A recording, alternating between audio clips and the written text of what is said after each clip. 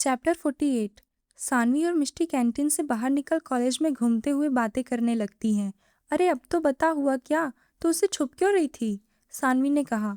उसके बाद सुन, मिष्टी ने अपनी और कियान की मुलाकात बताई कि कैसे उसका एक्सीडेंट होने वाला था और कियान ने उसकी जान बचाई थी।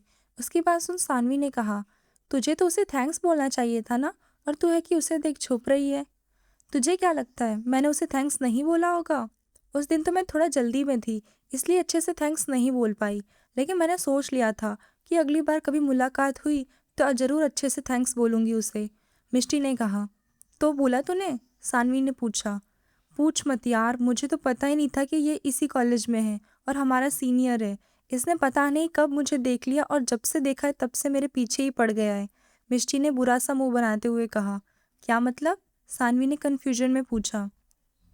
मैं जब भी कुछ करती हूँ ये हमेशा वहाँ आ जाता है, चाहे मैं लाइब्रेरी में बुक्स पढ़ रही हूँ या कैंटीन में लंच कर रही हूँ, ये हमेशा मेरे पीछे आ जाता है और मेरी ही चीज़ें लेकर यूज़ करने लगता है। कुछ कहूँ उसे तो कहता है कि मैंने ही तुम्हारी जान बचाई थी। मिश्र ने उसकी नकल उतारते हुए कहा। मैंने एक दो बार जाने दिया उसे कि चलो उसने मेरी जान बचाई है तो बदले में मुझे भी उसे एज अ थैंक यू उसकी हेल्प करनी चाहिए, लेकिन ये तो पूरा पीछे ही पड़ गया है। मिष्टी ने चिढ़ते हुए कहा। सानवी उसकी बात सुन जोर जोर से हंसने लगती है। वाह सही है। इतना कि सानवी फिर से हंसने लगती है। यहाँ मैं उससे छुप रही हूँ और तुझे हंसी आ रही है? मिष्टी ने गुस्सा करते हुए कहा। अच्छा सॉरी सॉरी। इतना कि सानवी चुप हो गई, लेकिन फिर अगले ही पल फिर से ठहाका लगा के हंसने लगी। उसे देख मिष्टी ने उसकी तरफ उंगली पॉइंट की और कहा, सानू तू। उसने इतना ही कहा था कि तभी पीछे से आवाज़ आई। हे गर्ल्स। ये आवाज़ कियान की थी। मिष्टी और सानवी दोनों अचानक चुप हो गए। उन्होंने कियान की तरफ देखा। मिष्टी ने उसे देख अपनी आंखें रोल की। वो पहले से ही चिड़ी हुई थी, लेकिन अब कियान को देख और भी ज़्यादा चिढ़ गई थी। सामने को उसका मुंह देख हंसी आने लगती है। वो मन ही मन हंस रही थी। तभी कियान, हाय सानवी, कैसी हो? उसने बेहद सॉफ्ट वॉइस में कहा। मैं ठीक हूँ, लेकिन आप? सानवी थोड़ी कंफ्यूज थी। इतना जल्दी मुझे भूल गई? मैं वही हूँ जिसने तुम्हारी उस दिन हेल्प की थी, तुम्हें मेडिकल रूम तक ले जाने की। कियान ने उसे याद दिलाते हुए कहा। अच्छा हाँ, आप तो वही हो ना। थैंक यू उस दिन के लिए। सानवी ने हल्के स्माइल के साथ कहा। मोस्ट वेलकम बहना, और मैंने तुम्हारा कन्यादान भी किया था। कियान ने खुशी से कहा। कन्यादान? सानवी ने अनजाने में पूछा। हाँ मैंने किया था, जब तुम्हारी आर्यन से शादी हो रही थी तब। शायद तुमने ध्यान नहीं दिया होगा। कियान ने धीरे से कहा। कुछ पल के लिए वहाँ शांति छा गई। मिष्टी भी शांत होकर चुपचाप उन दोनों को देख रही थी। कियान के दिल में इस वक्त हजारों जज्बात उमड़ रहे थे। उसे सानवी से एक अपनापन महसूस होता था। वो उसे सच में अपनी बहन मानता था। उसके लिए आई एम सॉरी। क्या तुम मुझे अपना भाई बनाओगी? मेरी कोई बहन नहीं है। कियान ने उम्मीद भरी नजरों से उसे देखा। सानवी खामोश रही। कियान कुछ पल वहाँ खड़ा रहा, पर सानवी ने कोई जवाब नहीं दिया। कियान का मन उदास हो गया। वो पीछे मुड़ वापस जाने लगा। इसमें आपकी कोई गलती नहीं है, इनफैक्ट किसी की भी नहीं है। ये मेरे और मिस्टर राठौड़ के बीच की लड़ाई है, इसमें आप लोगों का क्या कसूर? इसलिए मैं आपसे नाराज़ नहीं हूँ। सानवी ने साफ शब्दों में कहा। तुमने मुझे माफ़ कर दिया? इसका मतलब अब से तुम मेरी बहन? कियान ने झट से उसकी तरफ मुड़ते हुए कहा। उसके चेहरे पर खुशी साफ झलक रही थी। हाँ बिल्कुल, लेकिन फिर मुझे झेलना भी पड़ेगा। मैं बहुत परेशान करती हूँ सबको। सानवी ने हंसते हुए कहा। मंजूर है। कियान ने बड़ी सी स्माइल लिए कहा। वहीं दूसरी तरफ अभिनव गुस्से में आर्यन के पास जाने लगता है। तभी आर्यन अपनी गन निकाल उसकी तरफ पॉइंट कर देता है। अभिनव अपनी जगह पर ही रुक जाता है। तू मुझे इससे डराने की कोशिश कर रहा है? उसने अपनी आईब्रो झुकाते हुए कहा। क्या तू डर गया? आर्यन ने स्मिक करते हुए कहा। देखते हैं कौन डरता है। इतना कि अभिनव ने भी अपनी कमर के पीछे से एक गन निकाली। दोनों एक दूसरे के ऊपर गन ताने खड़े थे। अभिनव की आंखों में गुस्सा था, लेकिन आर्यन उसे चिढ़ाने वाली नजरों से देखे जा रहा था। उसके चेहरे पर हमेशा की तरह एक कातिलाना मुस्कान थी। ये हंसना बंद करेगा तू? अभिनव ने चिढ़ते हुए कहा। उसकी बात सुन आर्यन की स्माइल और भी ज्यादा बड़ी हो गई। साले तेरी तो। इतना कि अभिनव ने गुस्से में एक घुसा उसके मुंह पर मारा। आर्यन के चेहरे पर हल्का सा कट लग गया। भले ही तूने उससे शादी कर ली है, लेकिन वो कभी तेरे साथ नहीं रहेगी। नफरत करती है वो। बहुत जल्द वो तुझसे अलग हो जाएगी और उसे लेकर मैं हमेशा के लिए तुझसे दूर। अभिनव अभी कह ही रहा था कि तभी आर्यन ने उसके चेहरे पर एक जोरदार का पंच मारा। वो कहीं नहीं जाएगी, मेरे पास ही रहेगी, मेरे साथ रहेगी। आर्यन ने गुस्से से चिल्लाते हुए कहा। उसकी आंखें गुस्से से लाल हो गई थी। उसने गुस्से में पास पड़ा कांच का टेबल उठाकर पटक दिया, जिससे वो पूरा टेबल चकनाचूर हो गया। उसके छोटे छोटे कांच जगह जगह पर बिखर गए। अभिनव आर्यन को इतने गुस्से में देख एक पल को सहम गया। उसे मुझसे कोई अलग नहीं कर सकता, कोई भी नहीं, सुना तूने? आर्यन ने चीखते हुए कहा और अपने हाथ में पकड़ी गन को अभिनव की तरफ कर ट्रिगर दबा दी। तभी वहां एक गोली की आवाज़ गूंजी। चैप्टर 49। आर्यन ने जैसे ही ट्रिगर दबाई वहां एक गोली की आवाज़ गूंज उठी। वो आवाज़ सुनते ही अभिनव के हाथ से उसकी गन छूट गई, क्योंकि आर्यन की गोली सीधा अभिनव की साइड से होकर वॉल में लगी थी। उसे एक पल को लगा कि अब वो तो आज गया, लेकिन जब खुद को सुरक्षित महसूस किया तो उसने वॉल की तरफ देखा जहाँ गोली लगी थी। जान से मार देगा क्या मुझे? अभिनव ने गुस्से में आर्यन को देखते हुए कहा।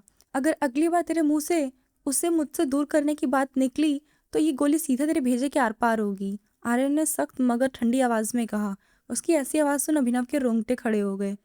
तो उसे याद तक नहीं, ऊपर से तूने उसे ब्लैकमेल कर शादी की है। तुझे लगता है ऐसे में वो तेरे साथ भी रहेगी? अभिनव ने शांत आवाज में कहा। वही तो जानना है मुझे, उसे कुछ याद क्यों नहीं है? तूने अब तक तो पता कर ही लिया होगा कि उसे बचपन का कुछ भी याद नहीं है, ना ही राठौर परिवार और ना ही तू, अभिनव ने सीरियस होते हुए कहा। अभिनव ने हाँ में सर हिला दिया। तूने शिमला की डिटेल्स निकलवाई? अभिनव ने आंखें उचकाते हुए कहा। पर कुछ खास पता नहीं चला, आर्यन ने शांत आवाज में कहा। इस वक्त उसके दिमाग में बहुत कुछ चल रहा था। उसकी सारी इन्फॉर्मेशन मैंने ही हाइड की हुई है और शिमला की सारी इन्फॉर्मेशन डिस्ट्रॉय कर दी गई है, तो वहाँ कुछ हासिल नहीं होगा तुझे, अभिनव ने बिना भाव के कहा। जानता हूँ इन सब के पीछे तेरा ही हाथ है, तूने ही उसे हम सब से छुपा के रखा था ना इतने सालों, कहते हुए आर्यन का जबड़ा कस गया। हाँ, और आगे भी छुपाता। तुम सबके नाम से भी उसे नफरत होती थी। जहाँ मेरी सानू हमेशा से हंसती खेलती मुस्कुराती रहती थी, हमेशा अपनी शरारतें करके लोगों को परेशान करती थी, सबको इतना प्यार करती थी, लेकिन उस दिन के बाद से जैसे उसने हंसना ही छोड़ दिया था। वो एकदम डरी सहमी सी रहने लगी थी। मुझसे तक डरती थी, वो दूर भागती थी, पहचानती तक नहीं थी वो मुझे। तो बहुत मुश्किल से मैंने उसे संभाला है और अब वापस वो उन्हीं लोगों के बीच में आ गई है जिससे वो हमेशा से दूर रहना चाहती थी, नफरत करती थी, कहते हुए अभिनव के हाथों की मुट्ठी कस गई। उसके चेहरे पर इस वक्त कोई भाव नहीं थे। उसकी बात सुन आर्यन की बोहें सिकुड़ गई। क्या हुआ था उस दिन? हम सब ने तुम दोनों को बहुत ढूंढा, लेकिन तुम लोग हमें मिले नहीं। सिर्फ मिस्टर एंड मिसेस राजन की कुछ चीज़ें मिली थी उस आग में, आर्यन ने सीरियस आवाज में कहा। हाँ, ताकि मिस्टर राठौड़ हमें भी मार सके। वो तो बहुत खुश हुए होंगे ना उस दिन, जश्न मनाए होंगे। अपने ही दोस्त को जान से मारना कोई आम बात थोड़ी है। कितनी प्लानिंग की होगी उन्होंने और वो सफल भी हो गए, है ना?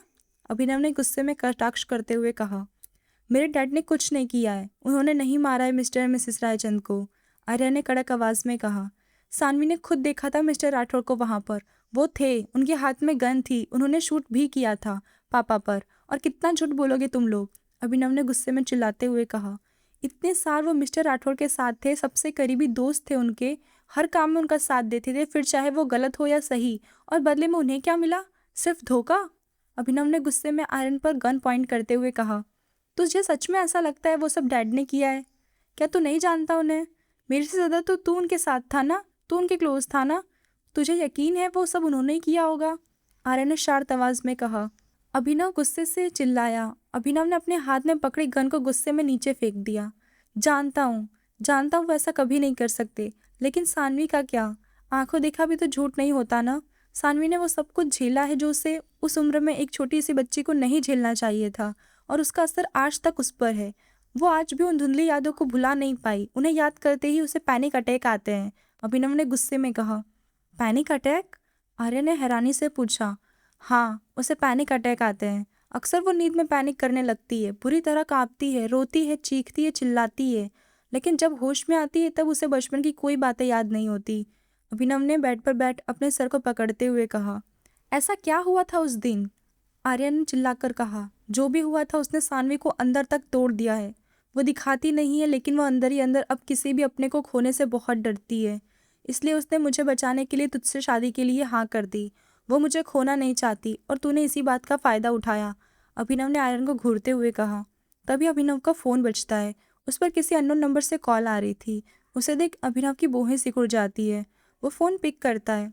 हेलो भाई, कैसे हो आप? कहाँ हो आप? आपकी तबीयत तो ठीक है ना? अब घर पर आ गए ना आप? बोलो, बोल क्यों नहीं रहे? कुछ तो बोलो, बात तो करो मुझसे, मुझे बात करनी है आपसे। हेलो भाई, आप सुन रहे हैं ना? सानवी नॉनस्टॉप बोली ही जा रही थी। वहीं अभिनव के चेहरे पर उसकी आवाज़ सुन हल्की सी मुस्कान आ जाती है, लेकिन सानवी की बड़बड़ सुन वो अपना सर पकड़ लेता है। तो पहले चुप होगी तब ना कुछ बोलूँगा मैं, खुद ही बोले जा रही है, मुझे तो बोलने दे मेरी माँ, अभिनव ने मुंह बनाते हुए कहा। क्या भाई, आप हमेशा मुझे ऐसे ही बोलते हो? आपको पता तो है मैं कितना कम बोलती हूँ, फिर भी आप हमेशा मुझे ऐसे चुप करवाते रहते हो। सानवी ने शिकायत करते हुए कहा। हाँ हाँ, मुझे पता है मेरा शैतान कितना कम बोलता है, बिल्कुल म्यूट है वो तो, अभिनव ने हंसते हुए कहा। भाई, सानवी ने झुंझलाते हुए कहा। अच्छा ठीक है, नहीं चिढ़ा रहा, अब बोल कैसी है तू? वो सब आपको मैं मिलके बताती हूँ, मुझे आपको बहुत कुछ बताना है। किस बारे में? एक राक्षस के बारे में। किसके बारे में बताना है? अभिनव ने फोन को स्पीकर पर रखते हुए कहा। अरे एक राक्षस के बारे में बताना है आपको, सानवी ने गुस्से में कहा। उसकी बात सुन आर्यन की भौहें सिकुड़ गई। अभिनव के चेहरे पर तिरछी मुस्कान आ गई, जैसे वो उसे चिढ़ा रहा हो कि देख तेरी बारे में बात कर रही है।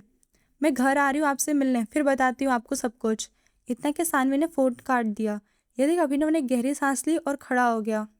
विक्की को जिंदा रखना, उसका हिसाब करना बाकी है अभी, अभिनव ने जाते हुए कहा। उसकी नफरत की वजह? आर्य ने धीमी आवाज में बिना अभिनव की तरफ देखे कहा। वो उस दिन के बाद से ही नफरत करती है मिस्टर राठौड़ से, यही वजह है उसकी नफरत की। इतना कि अभिनव रूम से बाहर निकल गया। चैप्टर 15। सानवी घर पहुंचती है जहां अभिनव पहले से ही हॉल में बैठा उसका इंतजार कर रहा था। अभिनव को देख वो तुरंत उसके गले लग जाती है।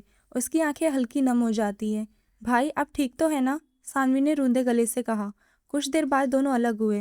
मुझे तो कल ही डिस्चार्ज मिल गया था और मैंने काफ़ी रेस्ट कर लिया है, तो बेटर फील कर रहा हूँ, अभिनव ने सोफे पर बैठते हुए कहा। अच्छा है, लेकिन अभी थोड़ी वीकनेस है, तो आप पूरी तरह से रेस्ट करिए, काम वाम बाद में कर लेना, उसका स्ट्रेस मत लेना बिल्कुल भी, सानवी ने कहा। ठीक है मेरी छोटी शैतान, नहीं लूंगा स्ट्रेस, लेकिन अब बता तो सही बात क्या है, अभिनव ने उसके गाल को खींचकर कहा। भाई वो मिस्टर राठौड़, सानवी अभी कह ही रही थी कि अभिनव ने बीच में कहा। सानू देख, मैंने तुझे पहले ही कहा था, दूर है इन सब चीज़ों से, ये सारी बातें अपने मन से निकाल दे। भाई प्लीज़ आप एक बार मेरी बात तो सुन, सानवी ने फिर से कहने की कोशिश की, लेकिन अभिनव ने उसकी बात को बीच में काटते हुए कहा। मैं नहीं चाहता तो इस बदले की आग में जले, भूल जाऊँ सब चीज़ों को। कैसे भूल जाऊँ भाई, कैसे? नहीं भूल पाती मैं। आपको क्या लगता है मैंने कोशिश नहीं की? की थी मैंने कोशिश, कई बार की थी, लेकिन नहीं हुआ मुझसे। जब भी मैं किसी बच्चे को अपने पेरेंट्स के साथ देखती हूँ ना, तो मुझे मेरे पेरेंट्स की याद आती है कि वो भी साथ होते हमारे आज, लेकिन नहीं है भाई। क्यों? क्यों नहीं है? सिर्फ उस एक इंसान की वजह से, सिर्फ उस एक इंसान की वजह से नहीं है वो आज हमारे साथ। कहते हुए सानवी की आंखों में आंसू आ जाते हैं। सानवी क्या चाहती है तू? अभिनव ने हताश होकर कहा, क्योंकि वो भी जानता था कि सानवी नहीं मानने वाली उसकी बात। भाई पहले तो मुझे पता ही नहीं था मिस्टर राठौर के बारे में, बस चेहरा याद था उनका। आपने हमेशा मुझसे इन सबसे दूर रखा, लेकिन अब तो खुद मिस्टर राठौर मेरे सामने हैं। कहते हुए सानवी बेहद सीरियस हो गई। क्या मतलब? अभिनव ने आईब्रो उचकाई। हालांकि वो जानता था सानवी किस बारे में बात कर रही है। मैं आपको सब कुछ शुरू से बताती हूँ। इतना कि सानवी अभिनव को अपने कॉलेज के फर्स्ट डे से लेकर अब तक की सारी बात बता देती है। उसकी बात सुन अभिनव के हाथों की मुट्ठी कस जाती है। तूने मेरी बहन को किस कैसे किया साले? अभिनव ने अपने मन में कहा। हालांकि अभिनव सब कुछ पहले से जानता था, सिवाय लाइब्रेरी के इंसिडेंट के। उसने मुझे आपके नाम पर ब्लैकमेल किया, मजबूर किया, सिर्फ इसलिए ताकि मैं उससे शादी कर लूँ, और आगे भी शायद वो आपके नाम पर मुझे ब्लैकमेल करे अगर मैंने उसे दूर जाने की कोशिश की तो, सानवी ने कुछ सोचते हुए कहा। उसकी बात सुन अभिनव की आंखें हैरानी से बड़ी हो गई, जैसे उसने कुछ अंदाजा लगा लिया हो कि आगे सानवी का जवाब क्या होगा। वो मुझे खुद से दूर जाने नहीं देगा ना, तो ठीक है, मैंने भी आज फैसला ले लिया है, मुझे उसके साथ उसी के घर में रहना होगा, ताकि वो मुझे फिर कभी आपके नाम पर ब्लैकमेल ना कर सके, इसलिए मैं अब उसके साथ ही रहूंगी। अभिनव उसकी बात सुन शॉक में चला गया। ये उल्टा कैसे हो गया? सानवी को तो उससे अलग हो जाना चाहिए था, और वो है कि और उसके पास जा रही है। ऐसे तो वो कभी खुद को आज़ाद नहीं कर पाएगी। उसने अपने मन में कहा। ये क्या कह रही है तू? पागल हो गई है क्या? उसने तुझे मजबूर किया शादी के लिए और तू उसी के साथ रहने का फैसला कर रही है? अभिनव ने थोड़ा गुस्से में कहा। हाँ भाई, मैं उसे जितना दूर कर जाने की कोशिश करूंगी, वो मुझे उतना अपने करीब खींच लाएगा। वो कुछ ना कुछ ऐसा करेगा ही जिससे मैं मजबूर हो जाऊं उसके पास जाने के लिए, और मैं ऐसा बिल्कुल नहीं चाहती कि मेरी वजह से मेरे किसी अपने पर कोई मुसीबत आए। इसलिए मैं उसके साथ ही रहूंगी, उसके घर में, और मिस्टर राठौर को भी वही उनके घर में रहकर उन्हें अपनी आंखों से बर्बाद होता हुआ देखूंगी, सानवी ने गुस्से में कहा। तुझे ऐसा कुछ करने की ज़रूरत नहीं है, अभिनव ने शांत आवाज में कहा। ज़रूरत है भाई, मुझे भी उन्हें बर्बाद होते हुए देखना है, तड़पते हुए देखना है, और वारा राठौड़, उसको तो सबक सिखाना है मुझे, सानवी ने गुस्से में कहा। मैं तुझे वहाँ नहीं रहने दे सकता अकेले, मैं अब ठीक हो गया हूँ, तो अब मैं देख लूंगा उसे, अभिनव ने उसे समझाते हुए कहा। वो एक नंबर का राक्षस है भाई, उसके सीने में दिल नहीं है, वो हार्टलेस है, वो आपको हर्ट करेगा, मुझे यकीन है, और मैं वो नहीं चाहती, इसलिए मुझे प्लीज़ वहाँ रहने दीजिए, सानवी ने कहा। ये लड़की इतनी जिद्दी क्यों है? अभिनव ने मन में कहा, फिर हंसकर। होगी भी क्यों ना, आखिर खून किसका है? उसने अपने मन में गहरी सांस लेते हुए कहा, ठीक है, पर अपना ख्याल रखना और मुझे अपडेट देती रहना। अभिनव ने हार मानते हुए कहा, जी भाई, बहुत शौक है ना मिस्टर आर्यन राठौर को खेलने का, तो अब दिखाती हूँ उसे आखिर खेलते कैसे हैं।